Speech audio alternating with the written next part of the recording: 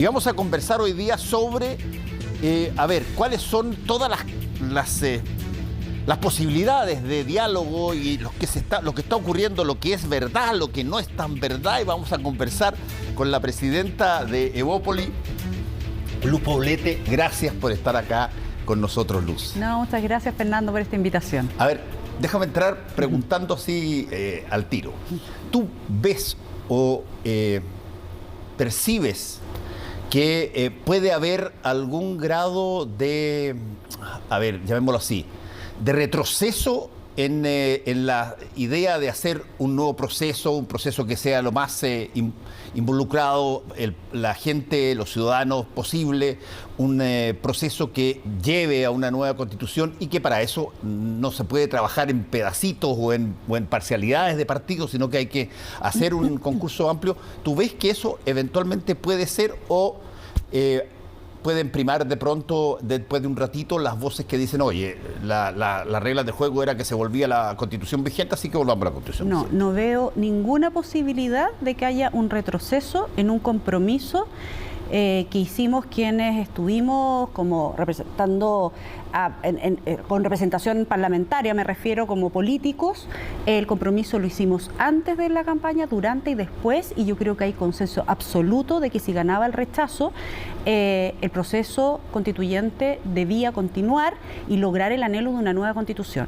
No veo por ninguna parte que eso vaya a ocurrir, más allá de algunas voces que sabemos pudiesen estar a favor de mantener la constitución vigente y hacer reformas en el Congreso. Pero eso ya se zanjó el 15 de noviembre cuando se firmó el acuerdo. Se reconfirmó con el plebiscito de entrada, donde casi un 80% le dijo al país que quería una nueva constitución. Y por supuesto, frente a todo el proceso y el fracaso evidente del proceso y del resultado y del texto este 4 de septiembre, no solamente lo creo yo, y creo que todas las fuerzas políticas que hoy día están con representación parlamentaria creen que este ciclo debe cerrarse con una nueva, pero buena constitución esta vez.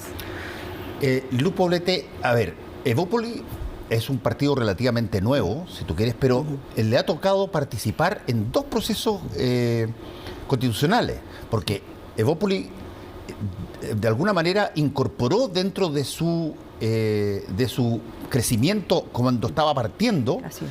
El proceso que inició la presidenta Michelle Bachelet. Así es. Hicieron montones de cabildos, participaron en los cabildos y todo lo demás. Como observadores también de los cabildos, no solamente como participantes activos de los cabildos, sino que observadores. Exacto. De los liderazgos de nuestro partido. Además hicimos una propuesta de nueva constitución, no de reforma, sino que un proceso de nueva constitución con las primarias con Felipe Kast en el año 2017. Sabemos que mayoritariamente nuestro partido estuvo por el apruebo en el plebiscito de entrada y obviamente firmó el acuerdo del 15 de noviembre poniendo a disposición como constituyente a los mejores mujeres, hombres independientes, que lo dieron todo porque este proceso funcionara, Fernando, y ahí están nuevamente las propuestas. Horizontal, que es un centro de estudio asociado a Evópoli, cercano a Evópoli, ha hecho una y otra vez propuestas para lograr un buen texto constitucional que esté acorde a los tiempos, a los desafíos del futuro y de las próximas generaciones. Así que créame que en Evópoli al menos va a haber un fiel defensor de que este proceso debe cerrarse, y también por un tema de sanidad de nuestra sociedad. Yo creo que los procesos que ya se abren y que cierran otros, como es la Constitución actual, deben lograr llegar a un final que nos permita a todos dar tranquilidad y estabilidad. ¿Qué tanto, Luz, crees tú que este diálogo que se empieza a generar y que eventualmente va a seguir dándose hasta que las cosas se afinen? Porque siempre al principio los diálogos dicen, oye, yo no quiero esto, tú no te metas, tú acá, allá, hasta que de repente la cosa tiene que cuajar. Ok. Pero ¿qué tanto sientes tú que ese diálogo debe incorporar ciertas materias que fueron parte de esta Constitución y, sobre todo, cómo debe formarse el grupo que de alguna manera genera la nueva Constitución?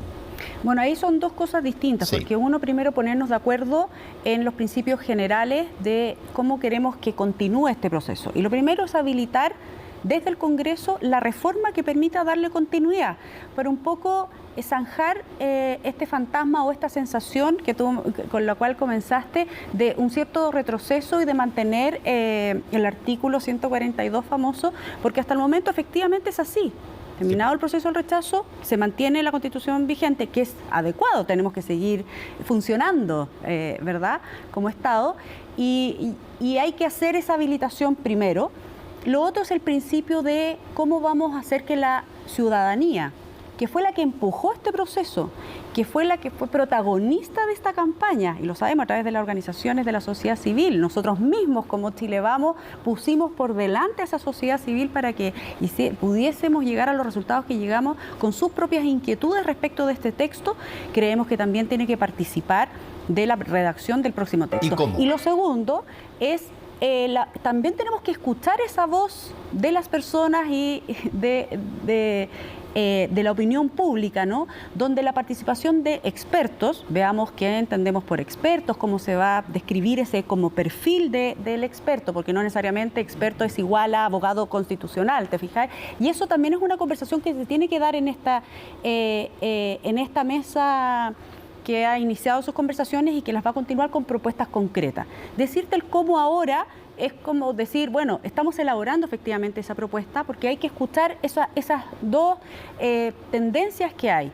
Participación ciudadana con una mezcla de expertos que no pueden cometer, para no cometer los errores del diseño que tuvo la convención que acaba de fracasar. Ahora, Luz, ¿cómo se entiende el que, por ejemplo, el gobierno que busca participar también haciendo una serie de materias, tenga un rechazo de una parte de la oposición señalando, mira, nosotros no queremos meternos, no tienes que meterte, tienes que prescindir? ¿Cómo puede darse una situación donde la principal institución del Estado tiene que dar de alguna manera un paso al costado?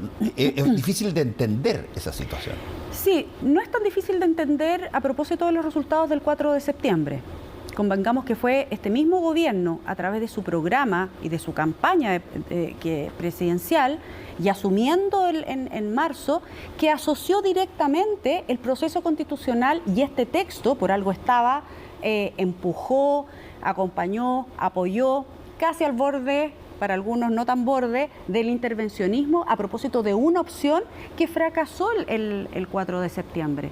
Entonces, lo único que le pedimos al gobierno, asistiendo a la primera reunión que se nos llama a propósito de darle continuidad al proceso, que nosotros mismos le pedimos, por favor, no lo haga el día lunes, porque después de recibir este impacto, este resultado, para todos era importante decantarlo, bajar la pelota al piso, analizarlo y ver cómo íbamos a continuar. Y el día martes estábamos ahí, con toda la voluntad de escuchar y ponernos de acuerdo para ver cómo lo hacíamos a través de un diálogo democrático, y fue el mismo presidente de la República quien dijo, yo ahora en adelante efectivamente estoy aquí, tengo que tener un rol, vamos a acompañar, vamos a apoyar, pero esto se traslada al Congreso, estaba presente ambos presidentes de las cámaras, esto se traslada al Congreso y son los partidos políticos que deben definir esta hoja de ruta.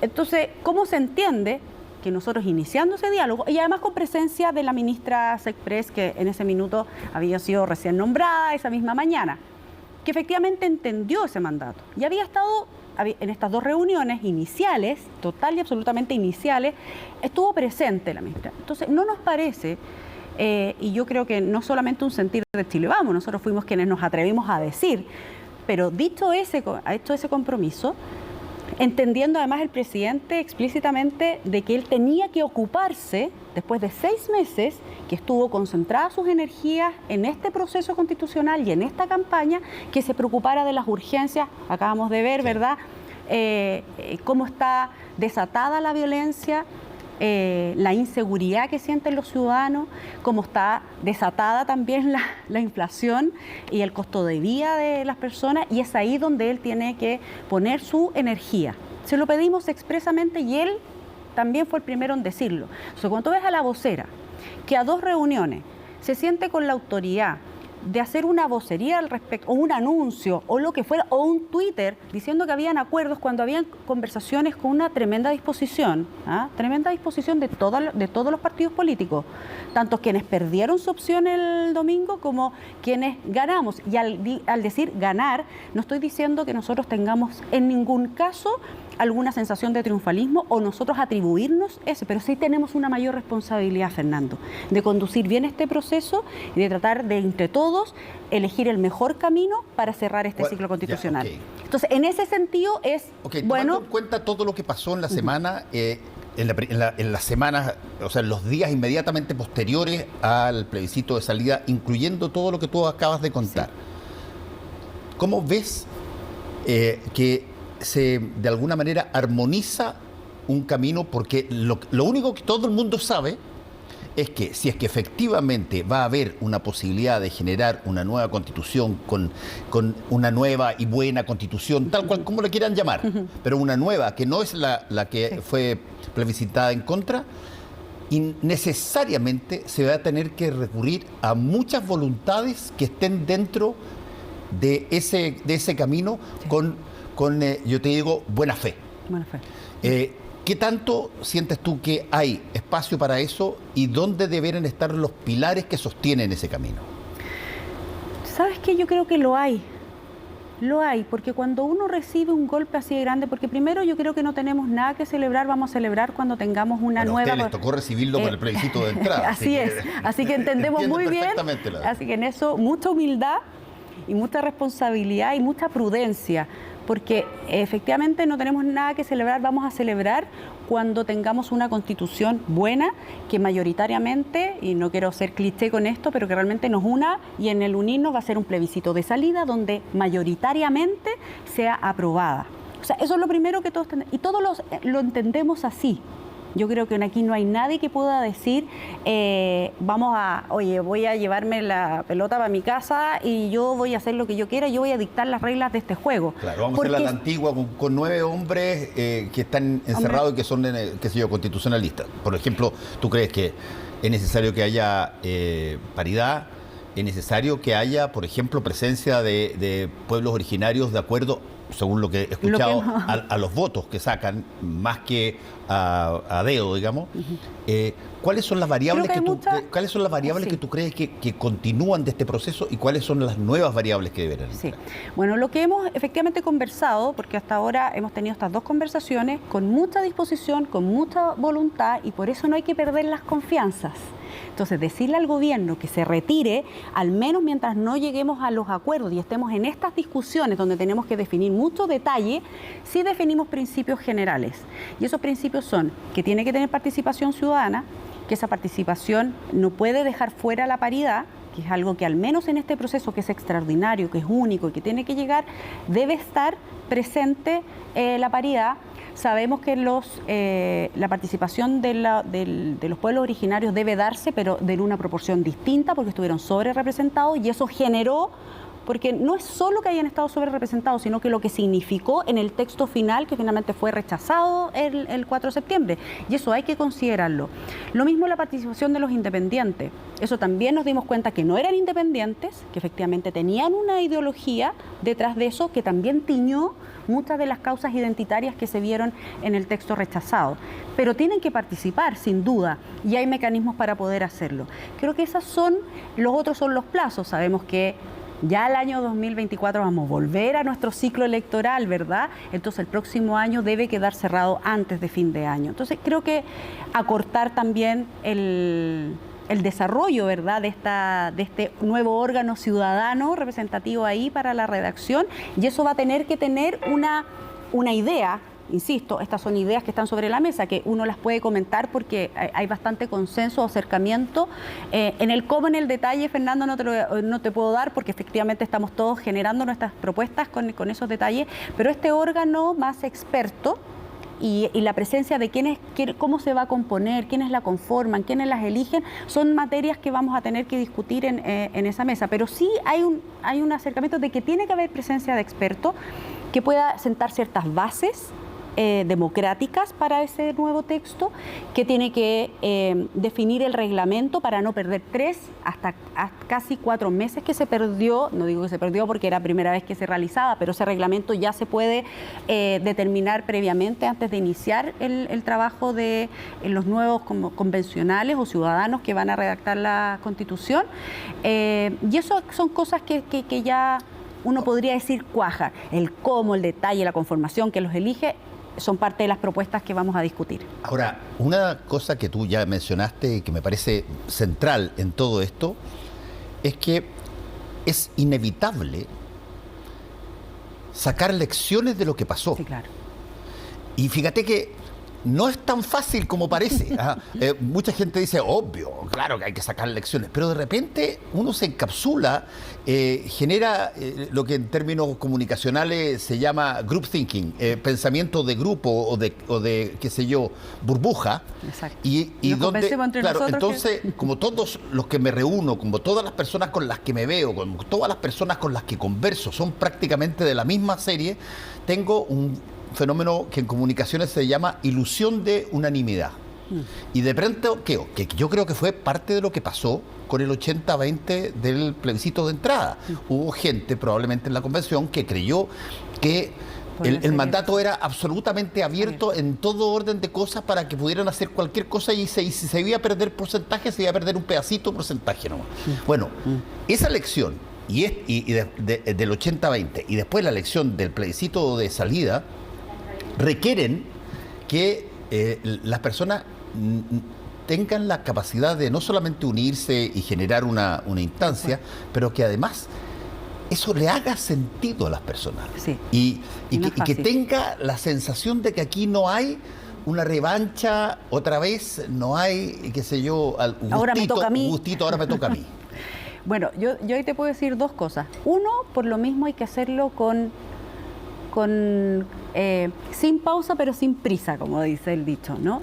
Tienes que darte el tiempo de poder leer. Han pasado solo casi 2 semanas de una tremenda lección que se nos ha dado como país. Los mismos ciudadanos nuevamente nos dan una lección, especialmente a los políticos, que ahora nos toca esta tremenda responsabilidad de saber leer eso en muy corto tiempo, porque aun cuando queremos darnos el tiempo de hacer las propuestas, de reprogramar reuniones, de decir, oye, vámonos con calma. Primero el gobierno que analice también esa derrota, los partidos oficialistas que también analicen la derrota, porque el cambio fue muy drástico.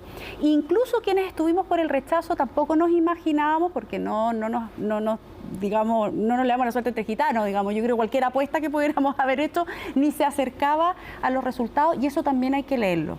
Y hay que tener mucho cuidado con eso, porque también pasa que las decisiones ciudadanas también se dan vuelta en lo opuesto, como lo fue el plebiscito de entrada y el de salida, como lo es también los independientes versus ahora los expertos.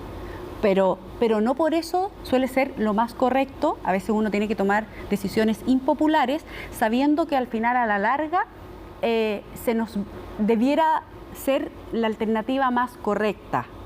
No digo la óptima, no existe una verdad respecto de lo que hay que hacer, porque esto es nuevo para todos, y volver a vivir el proceso, no sé si existe en el mundo. Yo he preguntado harto sobre eso, si ha habido un rechazo de un texto completo constitucional. Ha habido rechazo de normas, de cambios constitucionales plebiscitarios. Pregunté también lo mismo, pero me dijeron que no. Pero yo no sé si alguien lo puede decir, pero hasta el momento ninguno. Entonces no es fácil volver a pensar en el mecanismo para darle continuidad, porque estamos inmediatamente dándole continuidad para lograr cerrar esto en pocos meses. Aunque fuera un año, Fernando, es poco tiempo para dar vuelta la sensación ciudadana que queda. Por eso es muy importante, y no va a ser fácil hacer eso, y tampoco vamos a dejar contento, y ahí va mi otro punto, a todo el mundo con la decisión. Ojalá dejemos contento con el texto final, que haya valido la pena hacer todos estos cambios para lograr un buen texto. Y lo último, sí, y ahí te dejo, que yo creo que este 62% del rechazo, nadie lo puede leer como son 62%, más de 8 millones de votantes que no quieren cambios, porque votaron y se dieron vuelta totalmente del apruebo al rechazo, como no quiero más, Otro, que bueno, por decir el 62% quedó cansado, en buen chileno, chato con todos los procesos, entonces quiere que sean expertos lo que lo hagan en cuatro paredes y no importa, son los especialistas, ellos saben y nosotros a ojos cerrados después aprobamos, como tampoco todos quieren un nuevo proceso tal cual como se dio anteriormente. ¿Te fijas? Entonces, nadie se puede atribuir la lectura de lo que significa el 62%, pero sí tienes que ver cómo cuajas distintas sensibilidades y sobre todo, que no es tan fácil, reivindicar la política, que es lo que yo he dicho, esta es una oportunidad para reivindicar la política en torno a las confianzas que se nos debe. Créanme que vamos a elegir el mejor camino, aunque no quede todo el mundo 100% contento. Hay una cosa dentro de esto, Lucy, a ver si estamos de acuerdo, que fíjate que voy a decir la palabra, si tú quieres, más florida y no la que estoy pensando que era, de pura fortuna, para ponerlo así, Okay. de pura fortuna quizás, y es que no tenemos elecciones inmediatas. No, sí, claro. Porque si esto pasa en un momento dado donde tú tienes elecciones a los 10 meses o al año siguiente, es inevitable que vuelva a trabajarse sobre la base de articular lo que se quiere hacer sobre la base de la próxima elección. Afortunadamente, estamos con un gobierno que comienza y por lo tanto tenemos harto espacio para adelante para hasta la próxima elección. Y eso debiera, a mi modo de ver, permitir que se evaluaran todas las opciones, todas las conexiones, las coordinaciones que se necesiten para que el proceso salga sin necesidad de tener que, de alguna manera, instrumentalizarlo en función de una próxima elección. Sí, de todas maneras, estoy muy de acuerdo contigo, creo que es una pulsión de la política y de los políticos que cuando están a puertas de una elección como que se nubla un poco todo o se contamina, porque uno se pone esos lentes de las próximas elecciones. Yo creo que eso ha favorecido mucho el ambiente de las conversaciones internas, más allá de que vamos a tener legítimas diferencias y probablemente álgidas discusiones. Nos pasa a nosotros como partido, nos pasa a nosotros como coalición, ¿verdad?, para tratar de demostrar esas posturas o propuestas. Entonces, cuando uno llega con propuestas, tienes que estar dispuesto a flexibilizar y ajustar. Vas a tener tus líneas rojas respecto de ciertos temas, pero también tienes que tener tu cierto margen de elasticidad, porque si no, claro, si los ganadores se sienten con la potestad de decir, oye, vamos a hacerlo tal cual como lo proponemos, va a ser un poco difícil llegar a ese acuerdo. Y tampoco, por lo que decías tú, tampoco podemos repetir la dinámica, porque yo creo que ya la ciudadanía tampoco lo tolera, de la dinámica de la cancelación, ¿te fijas? Pero sí escuchar muy bien, y yo espero de parte de todos, especialmente de los partidos oficialistas, pero también de parte nuestra, humildad para lo que viene, mucha responsabilidad y mucha apertura. Y te vuelvo a insistir, yo creo que el ambiente está en su momento para hacerlo así. Uno, porque no tenemos elecciones, pero también porque cuando uno está golpeado, y créeme que a nosotros nos ha tocado estar bien golpeado, tú tiendes a ceder más también y a abrirte un poquito a escuchar otras alternativas para no repetir los errores. ¿Qué elementos, probablemente incluso simbólicos, necesitas ver tú en los próximos días para darte cuenta que esto está ordenándose y canalizándose bien? ¿Necesitas que haya algún tipo de declaración en términos de conexión partidaria de distintas partes, que eventualmente puedan reunirse con el gobierno y puedan tener algún tipo de diálogo al respecto? ¿Dónde va a estar la señal de que, oye, ¿sabes qué? Se prendió una lucecita y puede ser de que las cosas funcionen bien? ¿Qué necesitaríamos ver?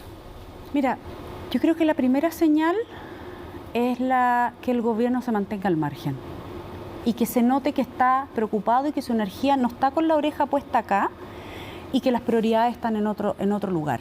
Y las prioridades son las urgencias sociales, el problema tremendo que tenemos de seguridad, y se tiene que notar que el gobierno está dejando que esto fluya, porque tiene que darse en paralelo. Es importante, pero no es lo urgente, ni menos lo prioritario. ¿Okay? Entonces creo que la primera señal, que a mí me gustaría ver, no solamente como dirigente de partido y estando en este proceso, sino que para que la gente crea que aquí se entendió el mensaje de que la primera prioridad son las urgencias que están puestas hoy día en tu día a día de las personas. ¿Okay? Yo creo que verlo gobernar, de verdad. Teniendo eso ya resguardado y que esa sea la noticia de todos los días, lo que está haciendo, cómo se está conteniendo, etcétera, entonces este carril pueda funcionar en la tranquilidad de que tiene que hacerse serio, que tiene profundo, y ojalá que tengamos en pocas semanas una señal de acuerdo transversal. Transversal. Y esa firma va a ser muy simbólica para lo que viene. Ojalá con una alta aprobación de la opinión pública, en que nos devuelvan la confianza, que yo sé que no es fácil, Fernando, si las desconfianzas están puestas, cómo ha funcionado la política en los últimos años, pero si no entendemos con este remesón que hemos tenido desde el estallido social, con todo el proceso constituyente, sí, con una pandemia entre medio, con cambio de gobierno, no es menor el que esta segunda oportunidad, yo lo miro así, esta segunda oportunidad que nos está dando la ciudadanía, los chilenos y chilenas, signifique para nosotros una reivindicación de la política y de hacer las cosas bien. ¿Pero eres optimista? Yo soy optimista. Soy optimista en el momento que vi ese resultado del 4 de septiembre y que dije puede continuar un camino y que somos capaces de entenderlo sin soberbia, sin revanchismo, sin odio, con amor, como decía la campaña, pero sobre todo por amor a nuestro país y lo mucho que necesita que hoy día funcionemos en unidad para poder llegar a un acuerdo que sea beneficioso para todos. Luz Poblete, muchas gracias por haber estado con nosotros hoy día aquí en Última Mirada. Muchas gracias, Fernando. Buenas noches.